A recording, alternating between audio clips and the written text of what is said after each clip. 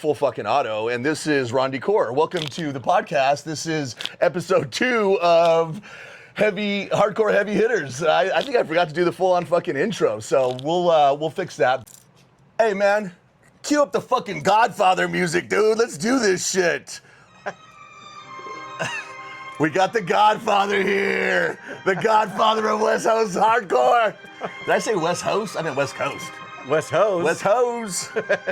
Hey, man. All right, cut. God damn it. Pause, motherfucker. All right. Hey, I'm fucking stoked, man. Honestly, like, I'm so stoked right now, like, to finally be able to do this. I got Ron Decor, the Godfather of West Coast Hardcore, and so much more than that. Record store owner, producer, my hero. Man, can I get a hug, dude? Can we start out with a fucking hug here, all dude? right. Man, thank you so much, dude. Honestly, I really appreciate it. A good hug is always worth it. Thank you for being willing and open to do this. Before we get started, because we got a lot to talk about.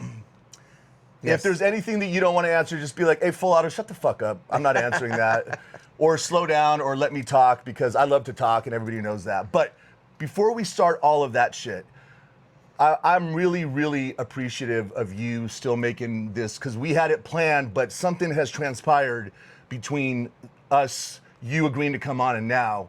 And I just want to pay some respect and love to DJ Dan. Rest in peace, DJ Dan. Thank you. Yes, we got that's probably one of the toughest losses that I've ever had to deal with in all my years of DJing in the scene. Losing essentially one of my earliest DJ duos, obviously the first DJ duo with DX2, and yeah, it's only been a week from today. Is it a week today? Yeah. Man, I'm so sorry for that loss, dude, because loss just fun. I mean, man, it's gonna make me sad. I don't want to cry on fucking camera already here, dude. You know what I mean? But if anything, we just, you know what, we just pay our respects, and we appreciate them while we had them here. Yep. You know, he left a legacy and a lot of great memories and a lot of great mixes, great parties.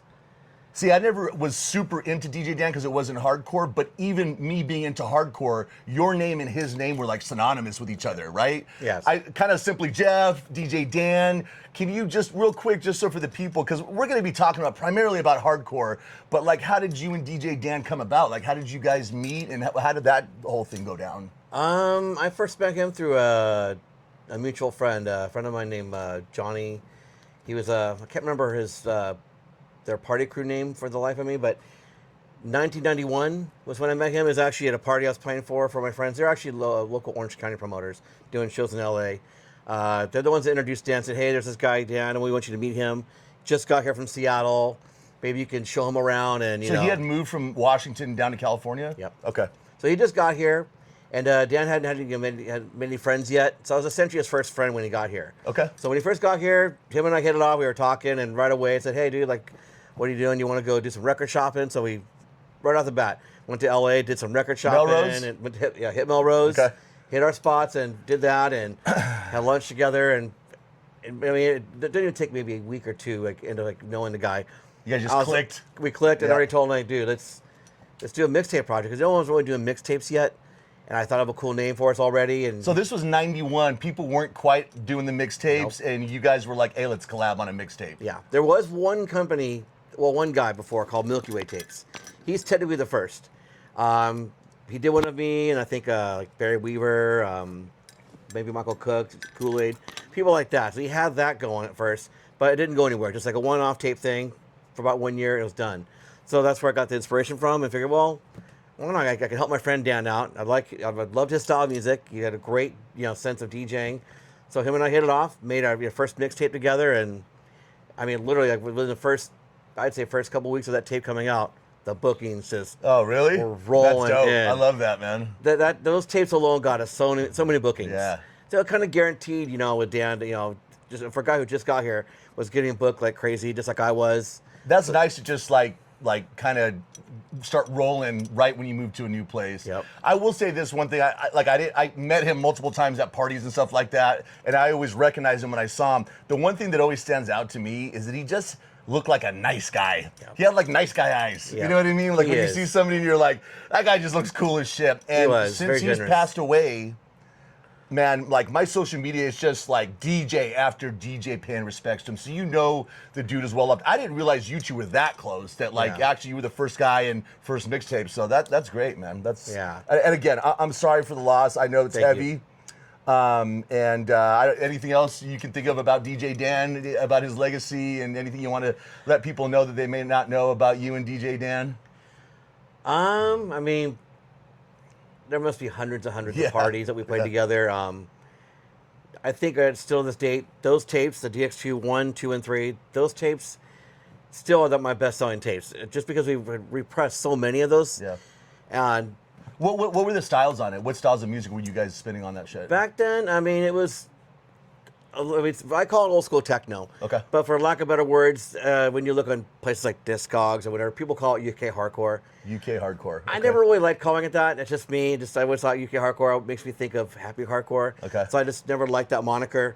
So I always just called it old school techno or breakbeat techno. Because most of it was breakbeat. Yeah. It was all the UK stuff with breakbeats. All the stuff in Germany and Belgium, like the eastern part of Europe, was into the more of the angrier 4/4 beat old school, minus the break. So you had more of the, which is essentially kind of like the early beginnings of hardcore.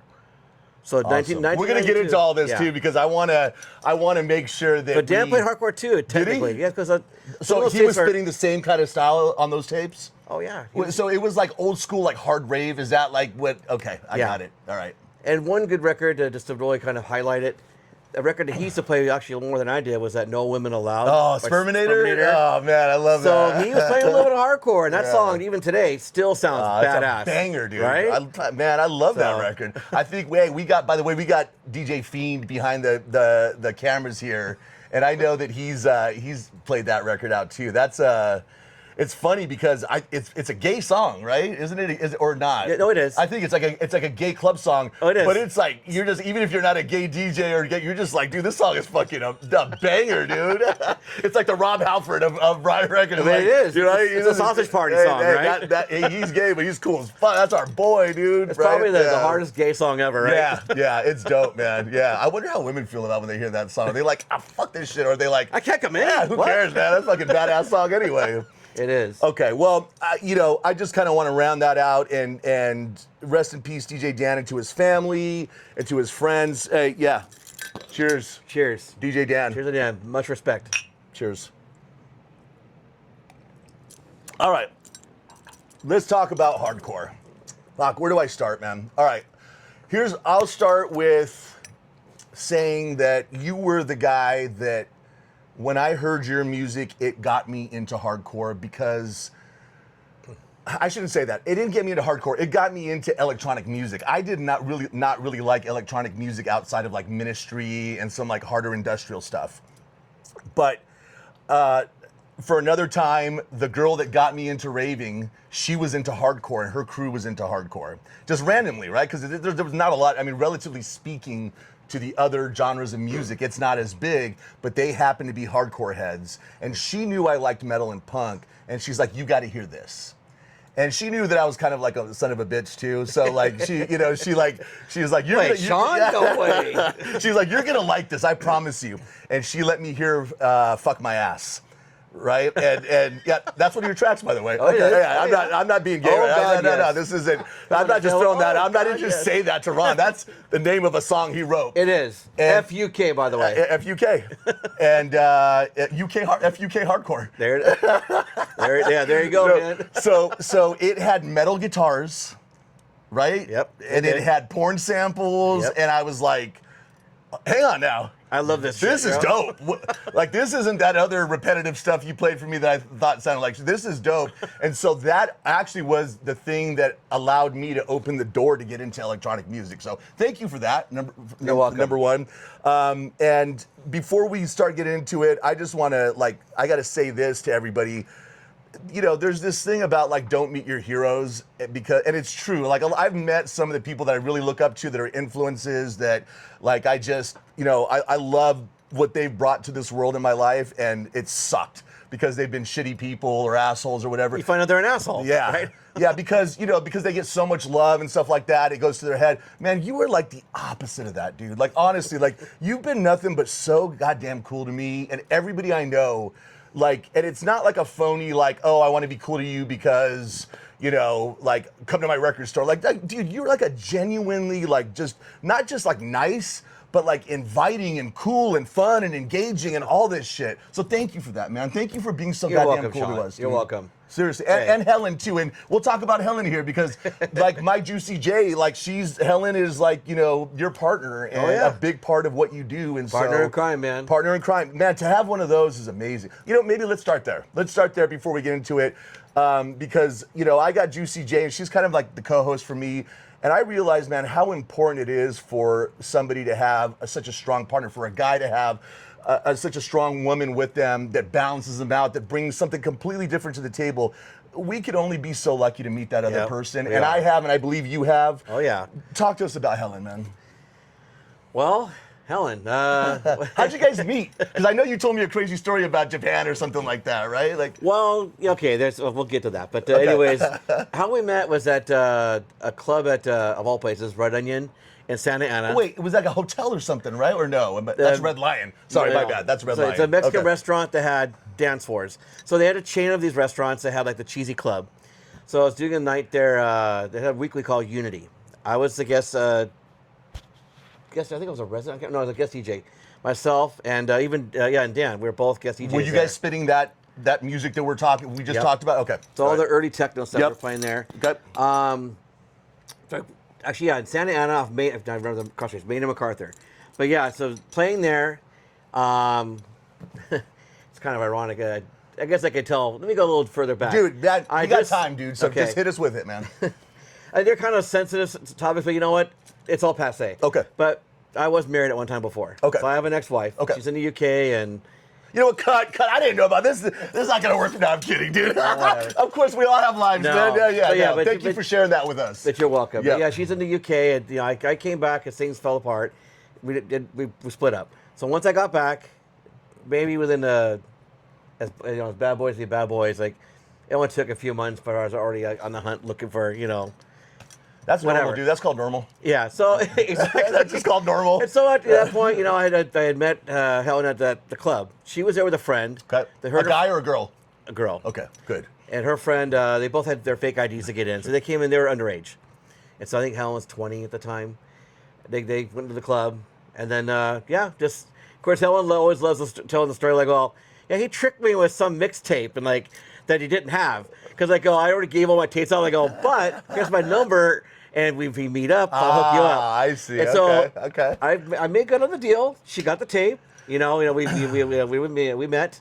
And then I mean, that's after a the great club- way for a DJ to hook, like to make that Oh, yeah, happen. of By course. the way, that's I like that. That's good shit. And she had to mention like, oh, I didn't like this music. I didn't care. My friend dragged me. Oh, so she didn't go to the club. She went with her friend. She Her wasn't friend there knew for who I her. was. Her Okay. friend liked me. And Damn, bro, save some for the rest of us, dude. You had all the God. chicks, huh? No, but her friend is like, all right. no offense. Horse comes to mind. Eek, But anyways. eek. Butterface. And one thing is, well, she lost her friend from that because like her friend was always jealous. I liked Ron before you met him, and blah blah blah. But That's the way the cookie crumbles, man. exactly. Yep. She was a piece of shit. Anyways, can we say that piece of shit? We She can was. say cock, fuck, balls. You can say whatever you want, man. Oh God, suck cocks in hell. There we go. But yeah, but after I met her at the club, we hit it off right away, and she knew I was married and was basically separated, and she had a boyfriend, also at the same time, Yep. another boyfriend, and I'm surprised that I had told her saying like, well, if you have this other boyfriend, I think you should just break up with him, and Yeah. it's time. I don't want his germs. Exactly. It was funny because she's like, "Oh, okay, yeah, just break up with him." Yeah. So she did. Yeah. And so after that we hit it off, and like within maybe first 3 months we already moved in together. Oh damn! So it was like you just knew right away, kind of thing. That's Yeah. that's how Juicy J and I work. Same thing. Like when we We're were adults. We know what we want. Yeah. Right? but how old were you at that time? I was probably 25, and Helen was 20. Yeah. So okay. Well, you guys are pretty mature because I'm glad that I met Juicy J when I met her. It was like in my 30s because I probably would have fucked it up, dude. To be honest with you, like, and I'm But so you had glad. experience, which helps, right? 100%, Right? man. It helps, I dude. knew, like, hey, man, don't fuck this up. Yeah. Like, just be smart. It's not you your know? first rodeo, man. Yep. So, okay, enough about me. All right, so Helen, the Red Onion. And then you want to know about Japan. Okay, so like you got the pick of the litter, and Helen was it, man. She got right. She got Yeah. She was the chosen one. And then tell us what like there was Japan all of a sudden. So like within maybe the first 6 or 7 months that we were dating, I got this gig offer in Japan. It was for me and Dan. These guys that they're both Chinese. One was living in Japan at the time, and the other friend was here. He just hit me up. You think these people kind of blowing hot air up your ass. They're like, oh, we'll book you in Japan. Like, yeah, whatever. Blew them off. But he took us out to dinner or lunch in Little Tokyo, some restaurant. Talked about the details, and he was just showing me the ideas and all the clubs already. They had pictures of the spots. So yeah, the booking came through. It was for 5 weeks, 4 bookings in 5 weeks. So I was supposed to stay there a little over a month. Okay, cool. They fly me and Helen there, so we barely knew each other, and so she even told her family, "Well, I'm just going to go with this guy I'm just dating and just go to a foreign country." But she said, For a "Fuck month. it, yeah." And with her and I, like we had the best time when we got there. You guys were like in your honeymoon phase, straight up, like right at we that were. time, yeah. And in a so foreign wait, country. did you tell the dudes, hey, homie, it's got to be 2 tickets? Yep. Oh yeah. Utah, give me 2. Oh, he knew. Right? Oh, he knew. Yep. Well, because I'm there for 5 weeks, and they said we have all these shows, but it fell apart when we got there. So they paid my money, half of it up front. It's supposed to be guaranteed 4 shows. Only ended up doing 2. Okay. Because they lost their ass. Well, for one, they never bought Dan over. So there's this flyer, has me and Dan on it. They never go, oh, by the way, our investor, can't afford to bring Dan, so it's just going to be you. So essentially, there's no opener, no closer. I had a DJ beginning to the end, till 5-6 hours. The entire night is me, all by myself. Had to set up their sound for them and set up all the other stuff. And they didn't know how to promote. So these like 2 random older Asian dudes that have no business doing parties, they barely made flyers. And they go, oh, do you know where to promote? Like, I'm not from Japan. What do you think? This is not what I got. This is not in my job. Where do I go? Bro. I mean, yeah, exactly. So me and Helen, her and I are passing flyers out at some random. We found all the cool stores that we could find. Yeah. People in Japan don't like flyers. Really? Try to give them a flyer, they're like, oh. Oh They yeah, back away. Yeah, No, I get that. no, Yeah. no. I mean, people out here are a little bit like because everybody feels like you're trying to sell them something, Yeah, right? Yeah, that's what they thought. They go, yeah. what's this random white dude give me a flyer? Yeah, yeah. But so yeah, we had to promote their damn party for them, and when we got there, the parties were not as full as they wanted to be. They pulled Were a they at crowd. a club or like warehouse LA style? Like how? They're was actual like one was a club, and another one was sort of like a sound studio rental. Okay. And yeah, I mean, I had fun playing. We actually saw some of the people that we did connect with some people that I'm still friends with today, actually. Just people we happened to see on the subway. Oh, that's cool. And like the random people in the subway, only because it was like some Japanese girls that with these white guys. Sure enough, these white guys like, oh, Ron Decor? Oh shit, they Like, knew they you? knew me. They go, bro, what do you do to Japan? They go, oh, we're in the military. We're serving here. Oh no shit. And so, That's dope. dude, we met up with these guys in the military that knew us from San Diego. Went back to their sergeant was out of town. Went to his house and treated us to like some freaking German sausages and other sauerkraut and I shit. bet. And it's some hot.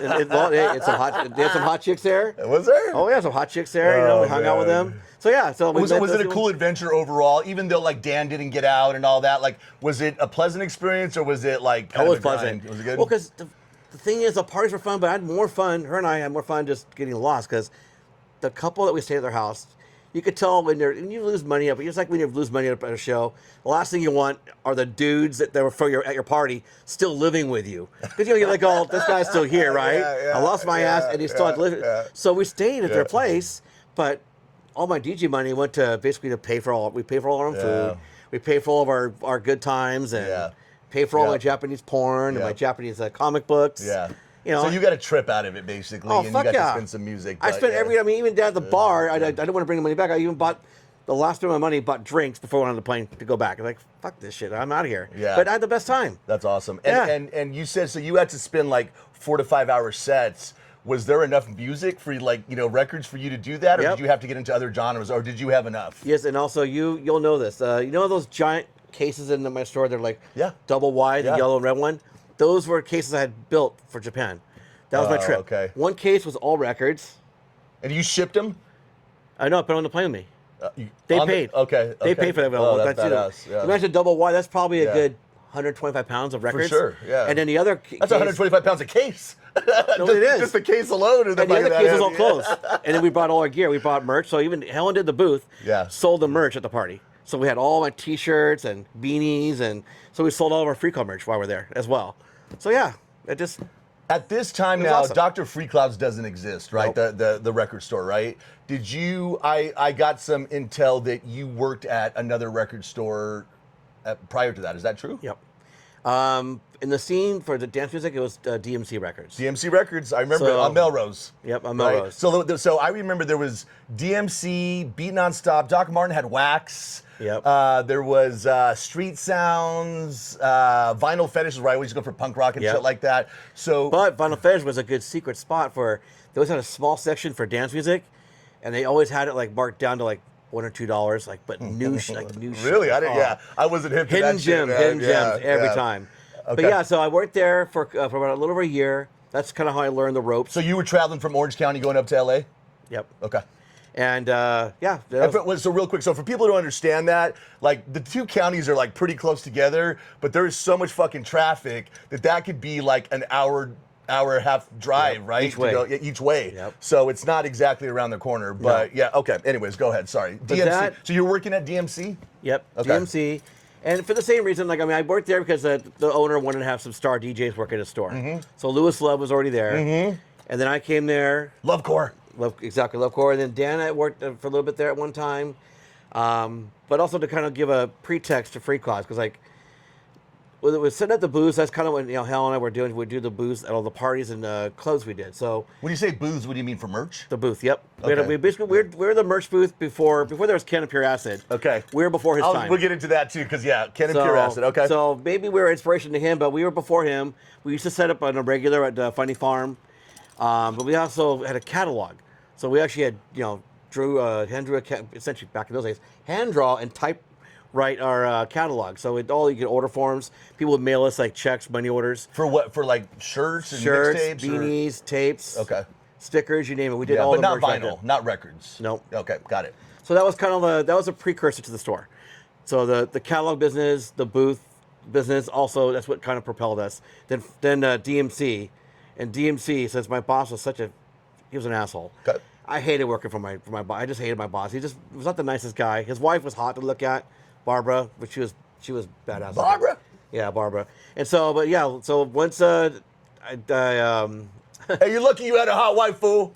Well, seriously. But also what kind of propelled us into that from there to what we do now, it's because for one, I didn't like my boss, and secondly, Helen's dad was the one that said like, why do you drive so far to work for records for a record store? And I go, because there's nothing like that around in Orange County. I go, well, why don't you just open one over here? Ooh. It's like, Yeah, they just open a store. yeah, it's just open your own store. And I go, Why didn't I think of that? Yeah, Cool, it's like, man. Hey, all right. hand over the cash. You just wire it over, dude, and we'll just fucking pop it open. but yeah, because I know Helen's dad is really the catalyst. He's the one that gave me the idea. Yeah. Interesting. And was he like into the music at all, or is you just being cool, like a cool father-in-law, like Being cool. Okay. Well, because he was also an entrepreneur. He had done several businesses before. Like, because when he first got here, he used to work on planes. He was like a plane mechanic.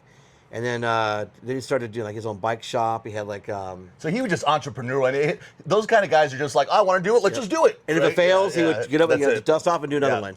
And so he's like, that's just an entrepreneur spirit. Yep. He said, you know what? He said, just try it. He's Yeah. all, if it doesn't work, go back to doing whatever you do. Yep. Just I guess you're gonna have to do porn. Yeah. Porn. Yeah, no women allowed. You're like, oh, whatever. Well, that kind of porn pays more, right? Yeah. From what I hear. If you're in that sort of thing, right? A little sore in the morning, but hey, Oh, your geez. bank account's fatter. All right. Well, We're gonna go on. We're gonna get off. We'll get derailed here and there, and I'll just get back on. Okay, so you're working at DMC.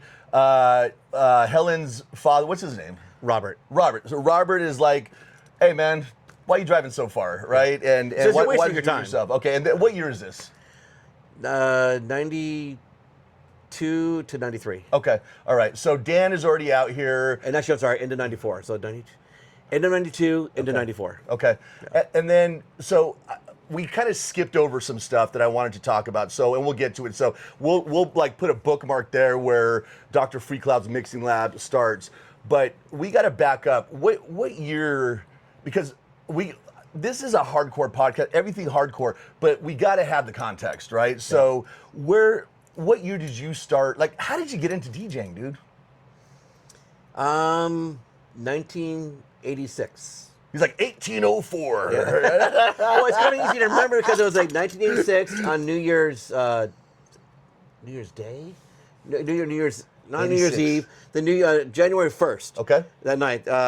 New Year's Day. Yeah. So at that night there was an underground that never had any DJ experience. Never. I had only one turntable. I didn't have a mixer. Nothing. But you had a turntable just to listen to records. Yeah. Okay, got it. And I was already collecting a lot of 12-inch singles anyways. What were you listening to at that time? Like, what were you? Because you were into metal and shit too, right? Yeah. Okay, so I was a metalhead in high school. Okay. But the early stuff I was playing was like old disco to like industrial, funk. Even had some like acid house stuff. But how do you go from a metalhead or whatever that's listening to your dad's Pink Floyd records to fucking, I want to DJ? Did you like go to a party and then see a DJ and like, oh, that's fucking cool, that guy's getting all the bitches, or no, like, how did that work? Because I was telling you, it was very random because my oldest friend Steve, you know him as Kool-Aid. He was my neighbor. He and I grew up since the 4th grade. It was his friend who was putting on a show, and he was saying, oh, he needs DJ. So like, Steve and I both were DJing for the first time. We had no business operating any kind of equipment, so it's like, do you remember what the equipment was by any chance? I couldn't even tell you what the mixer was. Okay. All I know is that he said, just bring your records, guys. Okay. We bought our records, and like we had to get like a quick rundown. Okay, that's a crossfader. That's what's right there. There's your level. There's your level. And so no mixing, just essentially playing a record. Just kind of like. Yeah, this is the volume for the records, and this is that record, and that's that record. Like if I recorded my set back then, it probably would just sound like one train wreck. It would sound like DJ Folato. Oh man. Maybe not that bad, but yeah. But anyway. But that was my first experience. It was actually the party was called Crackdown. Crackdown. So it was in the middle. Warehouse party? Yeah, warehouse party. What's that city? It's a Bandini Road. It's off Bandini Road. It's all industrial. Oh man. The Sriracha company has their. Are you talking about what's it called? No one lives there. It's all. I know. business. Vernon. Yes. Vernon, the city of Vernon. Yep. Yeah. In Vernon. So Vernon was my first gig was in the city of Vernon. Okay. Yep. Interesting. Yeah, I know that city well. It's funny. There's 4 houses in that city. That's it. Oh yeah. Yeah. It's completely industrial. Okay, so the first party ever, city of Vernon. That's 86. Yeah. Okay. And it was like somebody was throwing a party. They needed DJs. Hey, dude, bring your records, man. Yeah. You're gonna DJ this thing. Exactly. Okay. All right. So you spin the party. How was that? Was it cool? Dude, it was for one, it was so cool because for one, I never heard of such a party exists. Yeah. And seeing everybody there dancing, they didn't care if you're mixed. I mean, all those train wrecks, everyone's still dancing. I go, after that show, me and Steve were like, dude. We weren't like a bunch of nerdy DJs sitting there and like scrutinizing. Yeah, we're trying to be cool. So I go, bro, we need to practice. We need to buy some gear. We need to buy a mixer. We need to buy one of these mixer things. What the hell? Yeah. Because back then so you got all motivated after that night. You got okay. All right. Well, I had to say, I had to right away pull cash out where I could have sell some stuff to buy another turntable. Yeah. Do a few gigs, and we was able to finally afford to buy like a mixer. I think my first mixer was probably like from Radio Shack.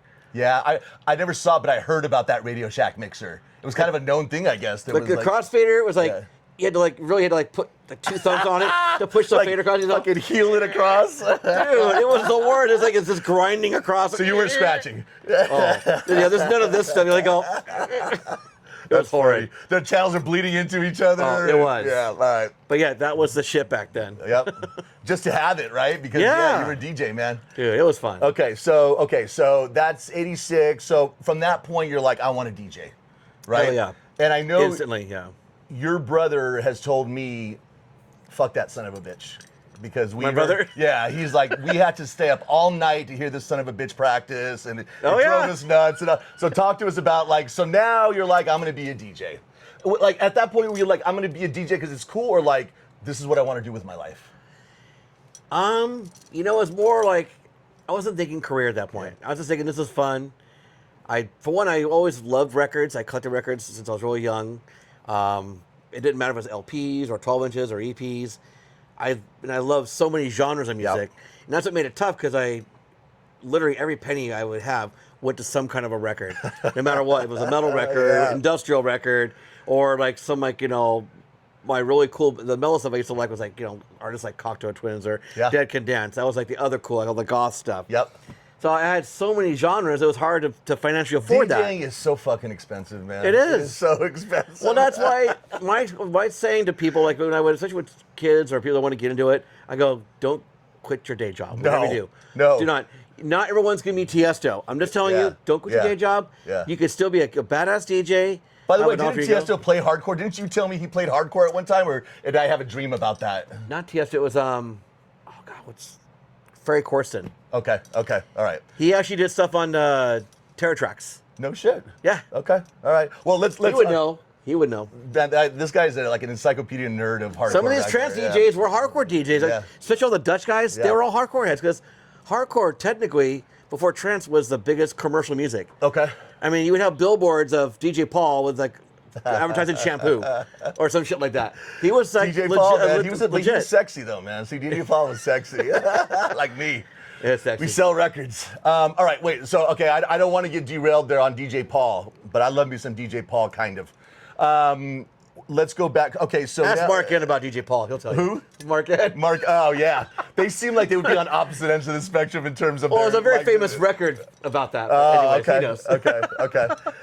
Yeah. So we'll get into that. Hardcore has a lot of like diss tracks too, like which actually. There's a question that I have to ask you tonight that I don't want to forget about. It has to do with identifying a track. I've asked you before and you didn't know, but I want to say it on camera in case anybody that hears this might be able to identify this track for me. So what do you call it? So I'll get to that, but I don't want to like lose track. I want to gain momentum on here. So now you're like not really a career, but I love doing it, and that's become your full-on passion and your hobby. Like most DJs, including myself, you love music. It's not just electronic. Like me, I'm the same way, man. There's very little music that I don't like. Because to me, music is about emotions. And you have a bunch of different emotions. And so you're like, right now I feel this, I want to listen to this. Right now I feel like that, I want to listen, right? Yeah. I mean, we naturally have a tendency to go towards, like, I'm kind of, or I used to be a violent, angry motherfucker. And so I liked hardcore and metal and all that shit, right? So, okay, I'll shut the fuck up there. So let's go to, so now this 86, it's starting to take off. You got your own, did you have belt-driven turntables, or actually, yes. My first two turntables were belt-driven, with pitch control. They were actually Techniques. Really? Yeah. Yeah. Not the MK2s or whatever, but the just not the 1200s.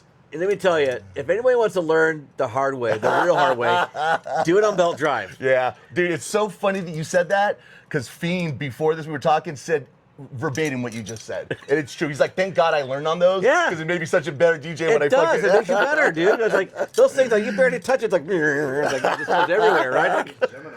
Yeah. Were they Geminis? Do you remember? Oh no, you said they were Techniques. It was a Technique, not 1200s, belt driven. Okay. They weren't even designed for DJ. They have a little pitch like jog wheel on it. Yeah. That was it. Yeah. Okay. But hey, I did. It worked out. I mean, it was kind of shanty the setup, but. And I had to do a lot of, things to formulate, like I said, my habit. Back then, I had a regular day job. Day job was at a record store, right? DMC, right? And then the weekends, I was working at the UCI Medical Center because my mom worked there. So I was doing, doing billing during the day, and then the weekends at night, DJing. And then sometimes my dad would have construction work for me. Got it. So like summertime shit. Yeah. Wherever I could get work, I was doing that work. I was because the damn record habit was expensive, dude. Yeah, I would skip meals sometimes to buy records. Like I gave blood. I gave blood, dude. No. Not to buy records, to go to a party. Because I didn't have money, and that's hardcore. Yeah, I gave blood. I gave blood to fucking go to a party, and they gave me oatmeal cookies and an apple juice, and I got my $40 or whatever it was, man. Well, it's either I'll that. be back. Sean's like, oh wait, and then I got my energy back. I'm gonna do the sperm bank next door and donate. I'm gonna make all this money. Sir, this is the 5th time today. Damn, stud. Okay, all right. So at this point, you're playing gigs regularly now? Or what year are we talking? Are we like 87, 88, 89? What are we talking about here? The gigs mostly picked up, I would say around probably 88, 89. Okay. Is when I started to get a lot more bookings for the underground stuff. But who were the other DJs with you around? Was it Louis Love, like you said, or who were the other DJs besides Louis DJ Love Dan? wasn't around back then. Okay. Not even Dan, because I didn't meet Dan until 91. That's right. So early on, those years, it was really a small handful. DJ Kool-Aid, my oldest friend. I grew up with him. See, Mark Lewis, Marcus Wyatt, Michael Cook. Dude, I haven't heard of most of those DJs, man. Yeah, I haven't. And that doesn't mean like they weren't dope, because I'm not Mr. fucking encyclopedia, but I'll tell you, like, that was definitely before my time. But the scene was weird back then, because people don't realize when they see it now. Like, I was lucky to see it from really such an early beginning that. Okay, when events were going on in the earliest of the 80s, like the 86 to 88, when there was more than one party in a month, other promoter would get mad that your party is too close to their party in the same month. It wasn't like the same night, same weekend. It's like a week before, like, oh man, don't be disrespectful, man. You know, can you do a party like maybe next month?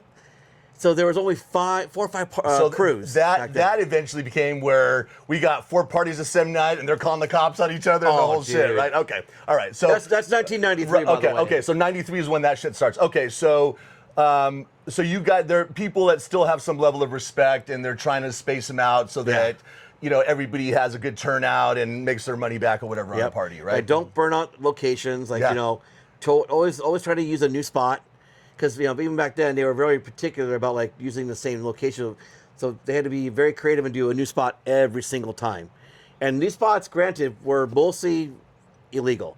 Most of them were abandoned warehouses, or what were they? Or just like before, you always heard there was that era where people would cut the locks and do break-ins. Okay, this wasn't the break-in era. These were like when you always had a real estate guy. So you deal with a real estate guy who's like basically moonlighting. He shows commercial properties. I see, and he knows what's open. You slip him a few $100s. He gives you the keys. Clean up when you're done. Give me the keys when your guys are done. So it's one of those deals. Or my favorite way to do it was film permits. So you do a film permit, and what was always worked out really great because this is so cool, by the way. Thank you so much for sharing. This is fucking badass, but this, honestly, this is the fun stuff. This is okay. Film permits. I don't mean to derail you, dude. I'm just so stoked, man. Keep going. So the film permits was a great tool. So basically, you would do like when cops would come by because they want to see some kind of like permits or fire clearance stuff. So you show them the film permits. Film permits, pretty much. They were legit. They're legit. Okay. They would apply for it. So. And then sometimes there's ones that weren't. So like basically when the cops come by, you tell them a story.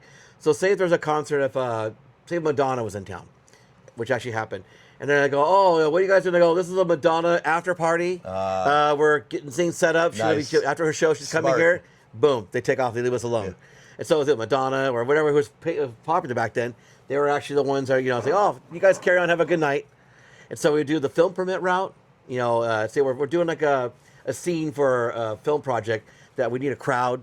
We're doing like a dance scene for the, it's going to be a few hours and then we'll be done. Yeah. And the cops like, oh, carry on, guys, have fun. Yeah, fine, that's fine. Yeah, they check their box and they're all right. So hey, we got fucking just every DJ walking through this motherfucker right now. What's up, Majesty? What's up, Arcade? What's up, guys? Welcome. All right. Cheers, guys. Man, we're fucking getting the gospel right now, dude. Like honestly, like he's going deep and I love it. We're probably gonna have to split this into 2 parts and do a part 1. That's cool. We can do it tonight, but I'm just saying like we'll do because I like this, man. I want to get it in, dude. I want to hear, and I know people like me. This is also like a testament, dude. This is like, 50 years from now, whatever, people are gonna be able to look back and go, dude, here's the origins, here's the history, according to one of the guys that was there, like you said, from like the egg, the seed. Yeah, exactly. Okay, so. All right, so you guys, it's not break-ins yet. You guys, there's this little hustle going on. Was it a Friday night phone voicemail and map point directions, or how did people find out about these parties? It was basically essentially Kinko's was the place that already did their flyers. So it's their Kinko flyers, and then basically the phone number was for like a map point. So essentially map points for one way, and even also too was a mailing list. We actually did actual mailers. So you got people's addresses and okay, got it. So when they get to the parties, basically that's how you build your mailing list. The mailing list was back then was king. Who had the biggest mailing list was the one that ruled the scene. Was that based on record stores? Like, how did people even begin those? Where did people like start establishing? Well, through voicemail. So basically, the voicemail setup, and people will leave messages. And like you tell people, hey, leave us your name and your address. Got it. And we'll mail you the flyer for the next event because that's the only way you'll find out about it. They weren't always because wasn't too many places to pass out flyers. You had a couple of like cool little clubs every so often. Maybe some of the record stores that you put a stack in, but for the most part, they want to keep it incognito. Yeah. And so you would have to be selective, right? Because once you didn't you're- want this to get out. Yeah, and also because people also too fans, partygoers also follow certain crews. Mm-hmm. You know, the crew I was with was me, Steve Kool-Aid, and this guy Randy. We did our shows together. Was there a crew name? Smurf Rock Breakers or fucking where were you guys? Well, what was it back then? Steve's was Double Hit Mickey. Okay. And before God, that, I feel like I've heard that name, man. and then the other one was Alice's House, Okay. based on like Alice in Wonderland. just for some reason those two names ring a bell. But whatever, man. Okay. So, but the whole mailing thing was kind of cool because, like, I still have, and I go through my flyers. Actually, I should probably find some for any B-roll afterwards. I have some of the old flyers back. We used to, 'cause sometimes we mail some to ourselves because we wanted to make sure it was getting out, so we'd get our own copies. So I have the ones that still have the mailing address, on it with a stamp. So we would have mailing list parties. So essentially, the promoters would get together and the DJs. We just, we stayed up all night, just like freaking like. Licking stamps, put them on there. Literally thousands of things. Just get them I on love there. that old school like DIY, like Yeah. because that's what like made all this shit happen. We man. hand drew all our flyers. Yeah. We all took turns hand Yeah. drawing the flyers down to the fonts. Nothing was typewritten. It was all handwritten. Yeah. But it was just really voicemail, map points, and the mailing list. Yeah. I think I may even still have some of like the old mailing list because there's times where like, say the scene in the early years had its own drama where you heard rumor that so and so stole. I heard someone stole the mailing list from Moonshine. Oh shit! Okay. And so people were stealing mailings like, oh shit. Hey man, humans in politics, dude. There's always some shit. Right? They're always doing some shit. But shenanigans even back then, dude, stealing lists. It's funny because it's such a rounding error on society. It's like this little tiny niche thing, but there's still the same bullshit going on between people. Yeah. Okay. And I found that out because I would get flyers and I'm like, I'm not on that guy's mailing list. How do you get my address? What the hell, dude? Like, so obviously people are buying and selling or sneaky and then stealing everyone's list. So with the crews, then were you guys banging on each other? Like, what's up, fool? I heard you fucking stole my list, and we're doing a drive-by and throwing bracelets at him and shit. No, that shit. The '93 was really okay. I mean, you almost got that one. You kind of pinpoint from Rodney King and after. Yeah, that's so funny because that kind of was the like turning point of shit. Yeah, when things got ugly. It was like there was a buildup, but that's when the fucking the kettle blew, right? Yeah, that's right. Yep. So yeah, that was fun back then. Like I said, the 5 crews, and then of course '89 is when it really started to multiply. When you start to see a lot more promoters get in the game. That's when everything. But basically, at that point, there's no more this like courtesy of like more than one party a month. That's when you started seeing it's on. Party Gloves every are weekend. off. It's like, hey, fuck you. That hey, exactly. May the best band win, kind of shit, right? Yeah. Okay. There's too many promoters to control at that point. Yep. So from 5, it went to maybe 30 or 40 promoters, and it really picked up. So basically, the Sunshine '89 era was sort of like the first big bump in our scene. Okay. There's certain points in the scene where you saw it kind of grow. '89 was the first. So, kind of bringing this back to hardcore, you used the term UK hardcore and you didn't like that label. So there was a label UK hardcore back then that people were using? No, I mean, because like I told you, maybe it's just me being sensitive, but I think UK hardcore just sounds like happy hardcore to me. But somebody was calling it UK hardcore back then? Like that was a word or a term people were throwing around? It's just kind of a nerdy thing. They use. It's on Discogs. They like to call it that. Like, but retroactively they're calling that, or was it what they called it back then? They weren't calling it back. They weren't calling. Okay, so the word hardcore wasn't being used at all. They were actually, they were actually calling it hardcore. I mean, in the UK they called it hardcore. They did. The heavy breakbeat stuff they were calling it hardcore. I never liked it. Okay. To me, it was breakbeat techno, or I just called it techno. Okay. Of course, but you had to go 5 years later. It's old enough where you can actually start calling it classic techno or old school techno. Okay. So that's kind of you wait your 5-year period, the name changes. But to me, it was all techno back then. Okay, so then the '89 era, there was somewhere in the world where people were calling some genre of electronic music hardcore. Is that right? Yep. Okay, Yep. all right. Okay, so at this point, are you DJing every weekend? In the late '80s? Yeah. Okay. Yeah. And then at what point then is this like okay like I'm actually this is going somewhere, like this could be like a big part of my career, right? And because you're not at the record store is 93, right? Is that right? Or 94. 94. Okay, so between like 86 and 94, you're working day jobs to pay for records, you're working at DMC, all this stuff. And so at what point are you like, hey, this could be a career? That ties in with the ex-wife. That's kind of like when Okay. because Okay. that's like how you're saying like you found the perfect soulmate like with Julie, just like with me with Helen. White people love that term, soulmate. I'm fucking with you, dude. I know. It's from a movie, man, but it's funny. It's hilarious. But right, I mean, or it's for lack of better words. That's right. Your partner in crime, whatever it is, man. Yeah, your queen. But then you say the word partner. I know. Oh, you say the word partner, then I think, my old lady. Yeah, exactly. The old battle axe. Julie loves that. Yeah, the old battle axe. All right. Okay. Sorry. Okay. So ex-wife and we. So basically, because they had a partner relationship that things were working out. She didn't like. She see how busy I was getting with DJing. I was getting booked to play everywhere, and I was traveling a lot. She was very jealous. Was it like, were you getting attention from women too? Was that part of it? Oh yeah, hell yeah. I had I don't want to ask somebody. But like in high school, I was the same kind of person. Unfortunately, in high school, I was telling my wife, I was like one of those guys that had a lot of girls as friends, so I was always like the friend zone guy. Gotcha. Yeah. Oh, Ron's such a cool guy. I'm like, but never like dating material. But I don't want to be a cool guy. I want to get my dick sucked. Yeah, exactly. So by the time so when that started to happen, so the current wife back then hated that. Okay. And I would have these gigs. Makes sense. So there's a few gigs where I think in San Diego. I was starting to work out a lot in San Diego. That would just having fun, partying with friends. I go, I'm not going to drive back. It's like 3 a.m. Just stay at a friend's house. And yeah, where were you all night? Yeah. And there's no pages or cell phones or any shit like that, right? Well, there's some things that guys do that they don't admit right away. Bullshit, man. Hey, hey, cut that.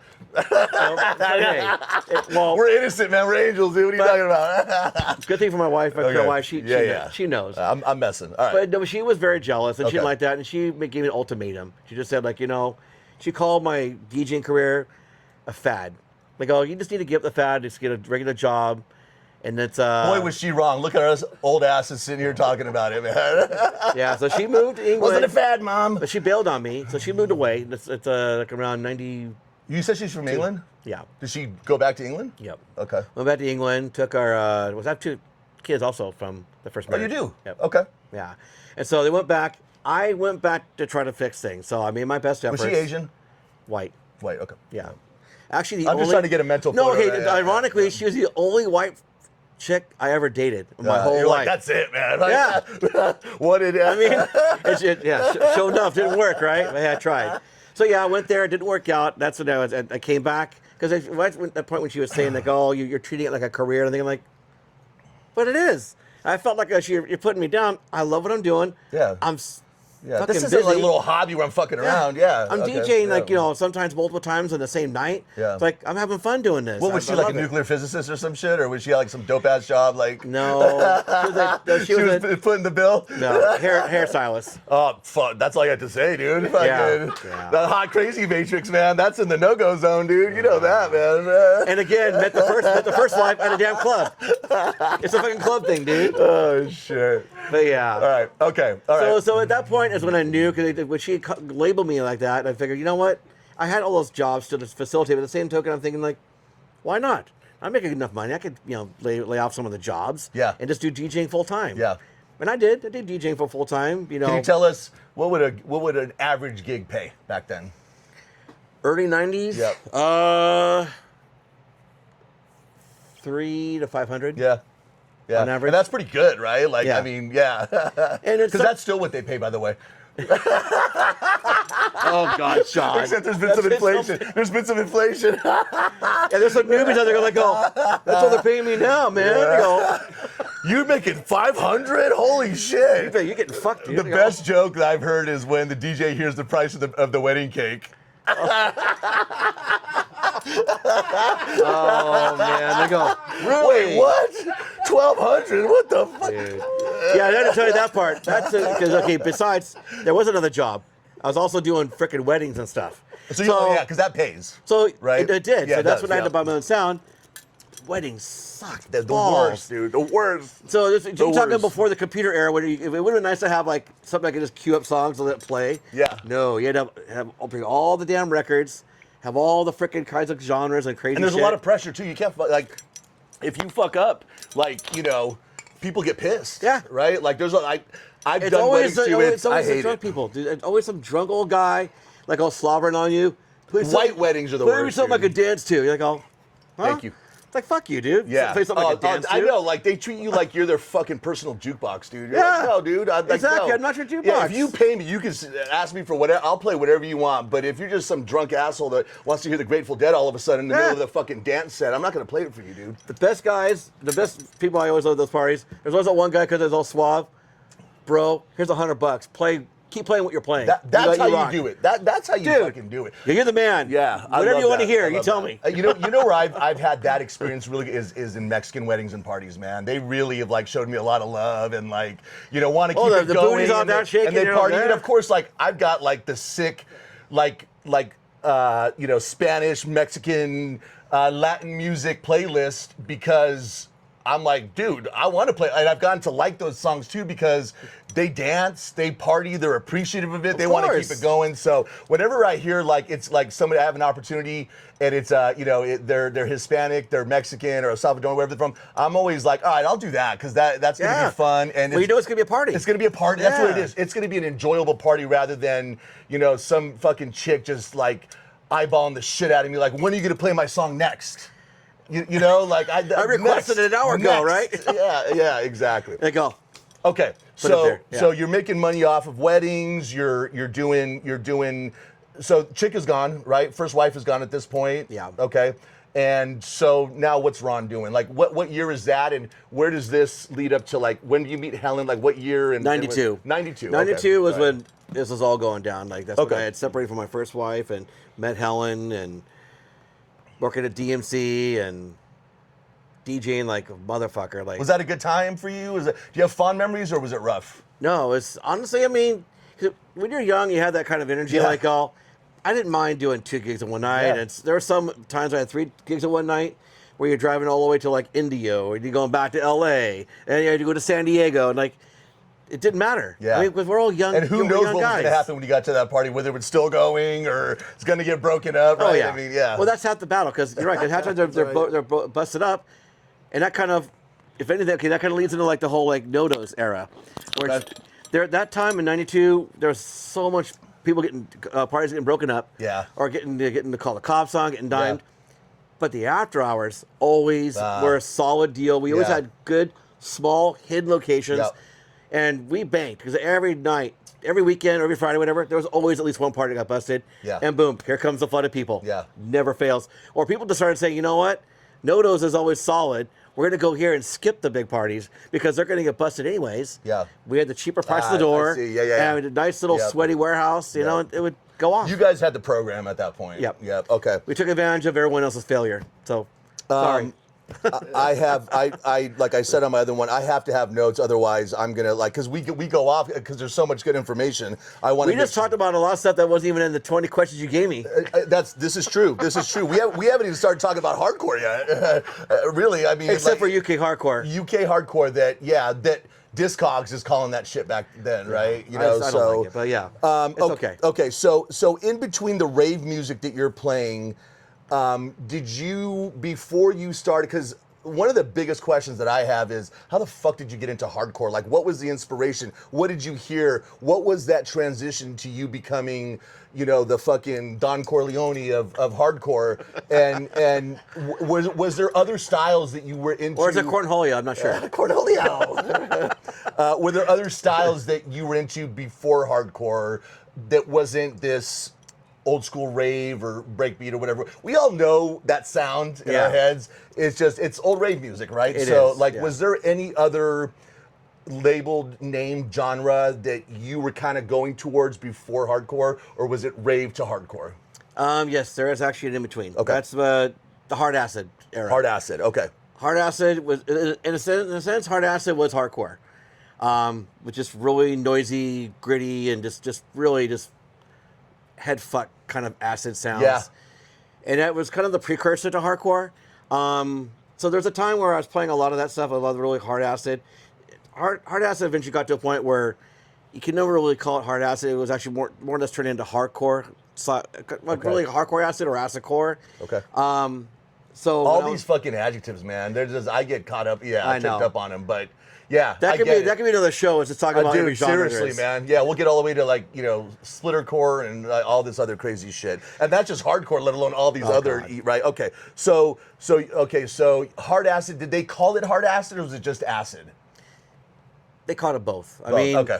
I think we called it hard acid more here in the stateside. Okay. I think in Europe they were just because the guys that are making the music, the bulk of it was Yeah. being made over in Europe, especially Eastern Europe. They were calling it acid. Okay. But of course, you come from our neck of the woods. We have a much better terminology for it. We call it hard acid. Yeah. But was there a difference between the hard acid and some other type of acid that wasn't as banging? Or okay, there was. Acid All right, house. Okay. There's Acid house. Acid house, which is what I Okay. played in the late '80s. So, yeah, acid house is still a derivative. It's still the 303 that generated Yep. all those sounds, but hard acid essentially being the heaviest of the acid genre. I always felt like that was like when it wasn't hard, it was called house, something house or something, except hard house. Yeah. Right? They called it house. Yeah. So man, all these subgenres are crazy. It's the oxymoron genre, but Yeah, whatever. Yeah. It wasn't hard house. It was hardcore. Dude, when you was listen to hardcore. it now, like you're like, that's fucking hardcore. Like They're using house samples, but it was hardcore. Yeah. It just had that. It was just bouncy. It was like pumpkin, right? Oh, yeah. It had that like cool Yep. hard house sound. Okay. Hardcore acid. Yeah. Yep. Hardcore house acid. Yep. Fucking ghetto core splitter breakbeat Australian. Fucking, But with the hard acid, so basically, I know there was hardcore coming out, so I was actually mixing a little bit of hardcore with the acid back then, even though I was trying to keep everything more acid. But so during that time, I'd say around '93, around '93, basically around the time I met Louis Love. So this is where I'm gonna give Louis Love a lot of credit. Yep. Louis Love is the one, when him and I did Love Accord tapes, he was actually playing hardcore before I was. Okay. He was pushing he was hardcore. kind of influenced you getting into hardcore. Yeah. Okay. So Louis Love, you're hearing it right there. So the tape projects we were doing together, I was the hard acid guy on one side. Got it. He was the Gabber side, which Yeah. was made a really nice project. Yeah. It wasn't like you weren't being banged out with one style of music or the other. Yeah. So you had the kind of nice combo. Yep. So then, of course, after those projects, I just fell in love with hardcore. And All right, we acid got to and- fucking slow down right here because this is where we're now becoming the fucking hardcore shit. So, by the way, Lovecore 2, man, we used to wear that fucking tape out, man. That was like one of our Lovecore 2 was like our both sides. Like, was it a double tape? Was Lovecore 2 a double tape? Lovecore 3 was. Lovecore 3 was. Okay, Lovecore 3, okay. Because 2 was our one, but we like Lovecore 3 also. Okay, so Louis Love, who's still around, Yep. and right, and is he still DJing? Do you know? Yeah, still Yes. DJs. He plays he does a lot of stuff for the Campo G, for Pasquale's parties. And ironically, he's in the podcast world too. During the time I actually lost touch with him, I didn't hear from him. I remember he'd sold his records. But he went more into the podcast and like what was it, Nerd Report he does? Yeah. And he interviews celebrities. I mean, Okay. big time celebrities. That was kind of his thing, his angle. So he was doing the whole sort of podcast of Like celebrities. electronic music celebrities or just celebrities in No, general? regular, like, Marvel actors and stuff like Oh, okay. regular big time actors. Okay. And so he was doing that. And so when me and him reconnected, I had him play at our one of our store anniversaries. I had him play. He didn't have his records then, so I told him, dude, just go to in my wall, pick out your records. Him and I did a set at the shop. So we had him do that, and I think ever since then we stayed in touch. He got more and more enticed. It's like, oh, Ron, I want to kind of get back into DJing, and Cool. so he was kind of leaving that sort of world behind him. But Yeah. he has kind of like you. He has a knack for talking to people. He's very good at talking to people. Oh, and shucks. hey, I'm giving you a nice compliment. No, Thank you thank know how to talk to people. So same kind of thing. So yeah, he's doing the whole DJing thing again, and Found the passions reflamed or whatever. right? exactly, yeah. Okay. And so yeah, I'm sure he knows it. I've told him before. I've admitted that he's the one that really kind of got me hooked on the hardcore. That's dope. I did not know that. That's cool, man. And it was more, he was doing more, very focused, like Dutch. He was more Gabber, Dutch hardcore. I didn't I played a lot of that stuff too, but I was falling in love with more the German, the UK, and like the more the Eastern European stuff. Like I wanted the angrier side. So basically, he played the sort of like bouncy stuff. Okay. I wanted the harder, angrier stuff. Got it. That's kind of where him and I were able to kind of like be different as well. But you in our could do a styles. mixtape, and it was cool because there was some variety on it too, Yep. right? Yeah. Exactly. Okay. So was it? Okay. So the Lovecore 1 was it? It was acid and hardcore. Yep. And then when did what was, man, I don't even know where to start here because I really want to. So you guys do the tape and you're like, fuck, I like hardcore, man. I actually like the shit that Louis Love is spinning. I want to start spinning some of that stuff too. Yeah. But it grew on me. It grew on you, but you started leaning towards what you just said, the more aggressive, harder shit that was coming out of. I liked it, but I wanted harder. You want to? Yeah. Harder. Give it to me harder, baby. I know exactly what you mean, man. I'm like that until a certain point where I'm like, okay, this isn't music anymore, right? This is just. Brrr. I'm like, okay, I fucking. Yeah. It's like flashcore or whatever they call it, or like yeah. Yeah. Okay. So, all right. So, what year would you say you made the transition to go like, okay, I'm full bore hardcore now? 94, 95. Damn, that's awesome because I started raving in 95, so it was like right, and that's why you were like just like it was like at the peak then, right? You were that was the shit, man. Yep. The mid 90s we're popping. So what's your first proper hardcore mixtape? Oh gosh, first one. Probably might be either Lovecore 3 or you put me in a spot. That's a tough one. Yeah, no worries. It's hard to remember. I made so many tapes. So Lovecore 3, it was definitely hardcore because we weren't listening to hard acid. We were listening to hardcore on your sides. Right, so definitely, yeah. I'm pretty sure it's probably Lovecore 3. Okay. By then. Awesome, man. That's man. I'm like just having my own memories and flashbacks now of like the tapes and driving around and doing all and having all that fun. Okay, and then do you by chance recall what your first party was, where it was like a full-on hardcore set? The first rave or party you spun out to play hardcore? Yeah. See, that's hard to come up with because the hard acid and the hardcore were sort of they were intertwined. So it's hard to pinpoint. I get that. That's actually a good question for myself to try. Yeah. I need to know that. Because so was it a gradual thing? Like it was hard acid with a few hardcore records, and then it just went hardcore, or what? Well, because I could actually kind of nail it to a year. 95 is probably when I was being booked and playing more of the hardcore stuff, not really for the acid sets. Because there came a point where I was actually starting to kind of wean myself of acid. Because there was a point in the acid scene where it actually kind of was so much of it being made that you kind of get burned out. It gets watered down and shit too. Exactly, watered down. We see that all the time. Yeah, so I kind of like put that on the back burner. Hardcore was like the freshest, the newest thing. Of course, years later, acid would still come back and get better. But anyway, so yeah, it just I think 95 was probably the sort of the start point of like doing mostly and almost entirely hardcore sets. Okay. With a little bit of acid in the mixes, but almost entirely hardcore. Okay, so since you couldn't answer that question. What was a party that you remember that was like all hardcore, that was one of the earliest ones that you remember that was like okay, wait, hang on, let me ask this question. Are they calling it hardcore now? Like by this time it's hardcore, right? Yeah, it's hardcore. Yeah. Okay. And there's when they throw a party, right? Like I know there was parties where it was just one stage and you had multiple DJs doing multiple styles, and eventually it started going into rooms. Yeah. Exactly. Can you tell us about that? Yeah, there was probably 93 is when I started. I think that's probably when the rooms started to separate. Okay. Because 92, a lot of your DJs that were like talking about Dan earlier, like Dan and like essentially all the other No-Dos DJs and whoever was part of the lineups, whoever was big back in the 92 era, when 93 hit, everything changed. Okay. Basically, that's when Dan and I think we made our last tape in 93. And so I was playing stuff too fast, too hard, and aggressive for what Dan was into. Yeah. He was heading towards the whole San Francisco house sound. Okay. So we split our ways. He started going that route. And that's kind of when you started seeing things like, RAW left the techno scene, started to do jungle and drum and bass. Because he spun hardcore before he spun... Yep. Or is that... I wasn't sure if he was doing drum and bass and jungle and then he did hardcore, went back, or he did hardcore first. He was doing hardcore and techno in the early years. But yeah, that was really good. 93 kind of, besides the scene kind of like falling apart and just how things changed, it was kind of a dark period, but that's when all the genres split. That's when all the alliances of all the mixtape projects, of all the duos, everybody changed. Theo went towards trance. People had to start like picking colors and shit. Is that? Oh yeah. No, a lot of tribes came out of that. I mean, there was like only a couple tribes back then because back in '92 we all played techno. Yeah. That's why we kind of like we were discussing off camera earlier about like going to the record store, racing to the store, fighting over those records. Like the first who got there gets those records. You grab them, and because those records you just grabbed, you're playing them that same night. Yeah.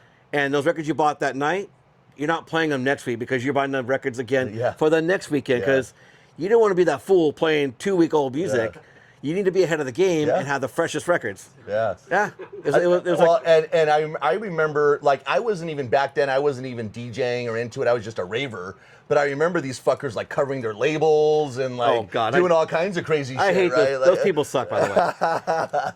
I never understood that. I hate people like that. If you guys don't know what we're talking about, so a record has a label on it, a sticker that has information, and what the DJs would do would be to hide it so other people wouldn't know what record it is to go and buy it and then spin that record. So it was... Those are assholes. I'm sorry. Those are assholes. So if you did that, you're a fucking asshole, all right? Original gatekeeper. Yeah, gatekeepers. That's what they are. They're fucking gatekeepers. Yeah, man. they are, dude. Man.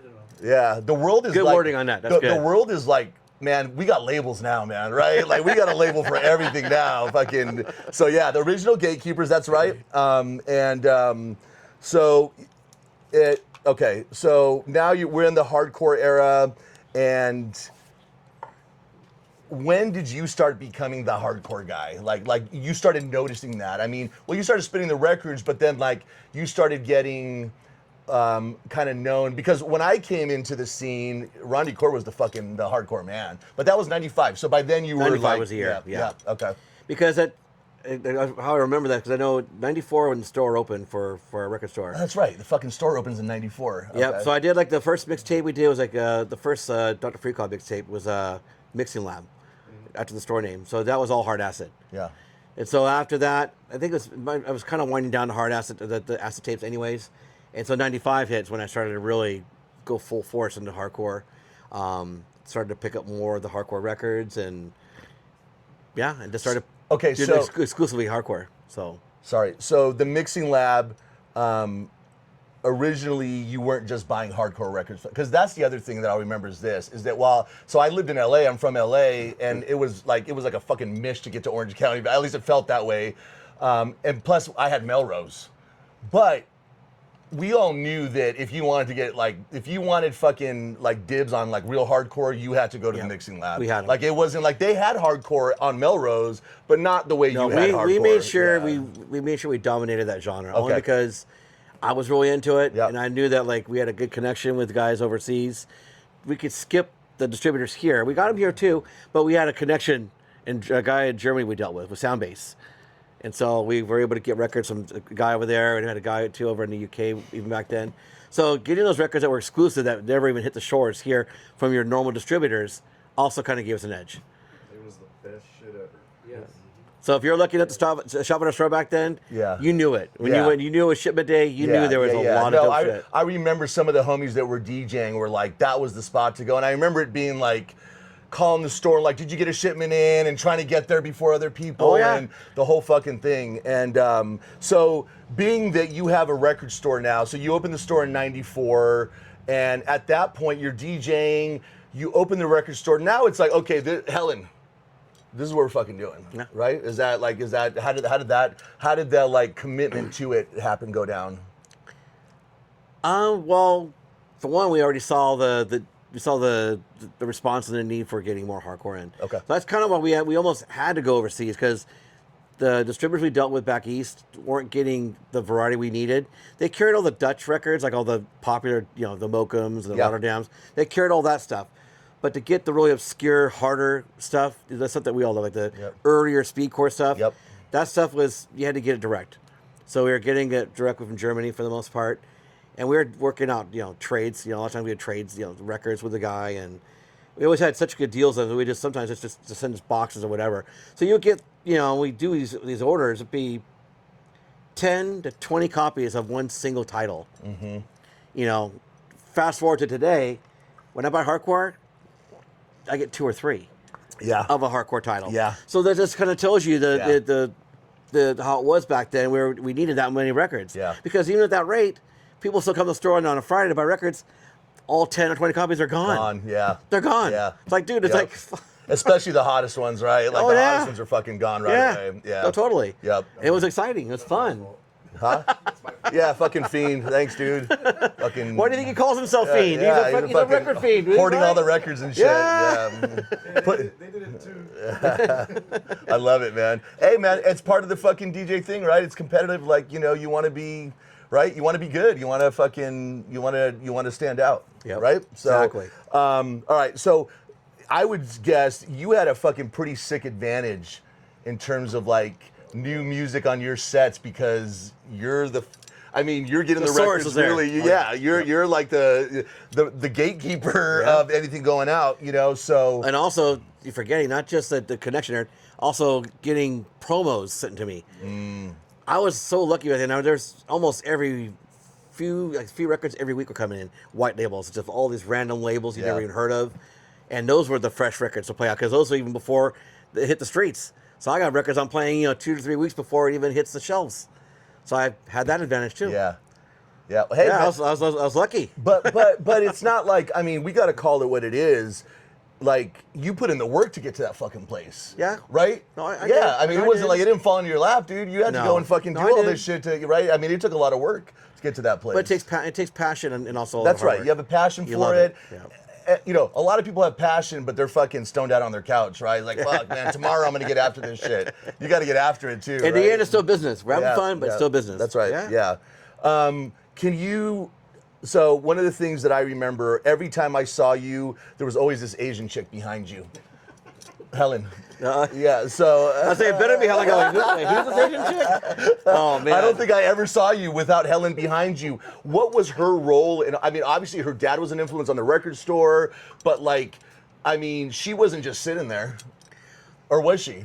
No, because I mean, dude, she's not going to see this, bro. Just to give it to her. no. No, but she made a lot of friends in the scene. Now, she had a lot of, sure, in the earlier years, she was still getting to know everybody. So, Yeah. of course, when she first met me, she didn't really know anyone. So she was definitely, behind the scenes, like not really communicating with too many people. But of course, as the years went by, she got very comfortable and she made a lot of friends. Yep. So there came to a point where I'm DJing and she's off with other people having her fun. So Okay. it worked out great. But what about like in terms of, so was she your manager? Like, did she help with bookings in the store? She like, did. like that's what I mean. Like, Yeah, she did. Okay, all right. Yeah, at the shop, because that's people always wondered, like, oh, yeah, who's your agent you work with? What's the agency? Or who else do you guys have? Like, it's all That's here. us, fucker. I've never had anybody. I've been asked over the years to have someone do my bookings. Like, why should I give them a cut? Yeah, We could do it at the store. And Yeah. Helen's like, oh, I do it for you. yeah. She would do it, and then on top of that, people like how the bookings were going. So we started bringing in other DJs. So So you guys actually started doing bookings for other DJs? Oh, yeah. Yeah, yeah. You guys are too DIY entrepreneurial, like, right? You guys are gonna do it yourself. Yeah. We try our own methods on things like that, and it works because it works for the tapes. So first you do a tape for these DJs that we like. We put them on our catalog, and so we get to be friends with these guys. I'm like, oh, we have a party we're doing, because we obviously did a lot of our own shows too. Yeah. And a lot of these guys that we did tapes for, those were the bulk of the DJs because of course we're getting the bookings. You play for our shows that we do Yeah. our shows here, or are good friends. So this is a good part where I wanted to talk about mixtapes, because when I got into the rave scene hardcore in '95, I mean, it was about the mixtapes. Like, that was the shit, right? But you guys, aside from you making mixtapes, I remember like a lot of the mixtapes said Dr. Freakout's Mixing Lab, and Yep. so you guys were actually doing production. Yep, we were. Meaning what? The recordings, but also like like you guys had a manufacturer that you were like getting the tapes and the covers and the art. Like, talk to us about that a little bit. Well, the tapes, of course, started with the core DJs at the store. When we branched out, we started to do, reach out to friends, or we did like Lovecore with Louis Love and different artists. So we basically would buy mixes. Say for instance, if it's like a Speed Freak tape, we did one time. We did DJ Freak, Bazooka. We bought their mixes, so we'd pay them, a flat fee for the mix. Once we got the mix, either we did the artwork for them, but most of the time we liked it better when like the artist gives us their artwork. Even though we had our look, the Jerichs would You do a lot of work want for us. their mind, right? Or is I that what want it is? I want to see their spin on it. But Yeah. most of the time, they would just go, well, just you have your guy, because back then another topic. The Jarek's did everyone's artwork, so everyone fell in love with his design. So, but other people would send us some, and once he got the artwork and once he paid for the mix, then we could just kind of just go hog wild and make as many copies as we want. And Damn, so you're like the Rick Rubin of hardcore too, man. You fucking doing all the fucking production. And well, you had to nail yeah. every angle, right? I mean, from that to the record label to bookings, of course. Well, hey, there's that pie. And, there's so many slices. We take our slice, and you guys get the. Definitely. It's a business, It's Sean. dude, it's a fucking business. hey, and here's the thing. And a fun business at that. Dude, it's so funny how people that get caught up on like, oh, you sold out, it's a business. It's like, motherfucker, if you have an opportunity to make money off your passion, you put into work, let me see you say no to that. And just be like, no, I'm not going to do that because I don't want to make money. No, dude, there is selling out. Yep. And we all know what that is, right? Yep. But like, yeah, man, if you can earn a living so you don't have to have some shitty ass boss that the only reason why you put up with this because you're checking out his wife's titties is like, you're gonna do that. That's cool. Yeah, I mean, you're gonna want to do that. So yeah, people that say that shit, it's always lames that haven't done anything. You know, Yeah, like, oh, exactly. you sell out. Like, shut up. I was just saying, Clown. we're doers. That's all. We're doers. I'm a doer. I'm a doer, man. Okay, so we're in.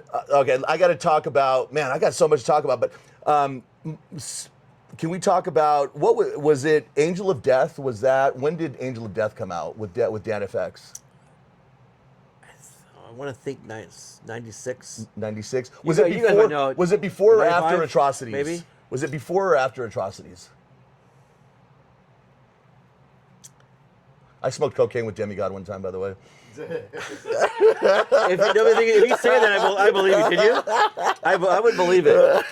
I'm not lying. I would No, have just made Dimitri, that up. Dimitri's another character. Anyways. I'm not going to say his name, but Oh, whatever. It's just Dimitri. Yeah. You went from your Let's Play Doctor, Caution Acid, like all those tapes into Atrocities, Angel of Death.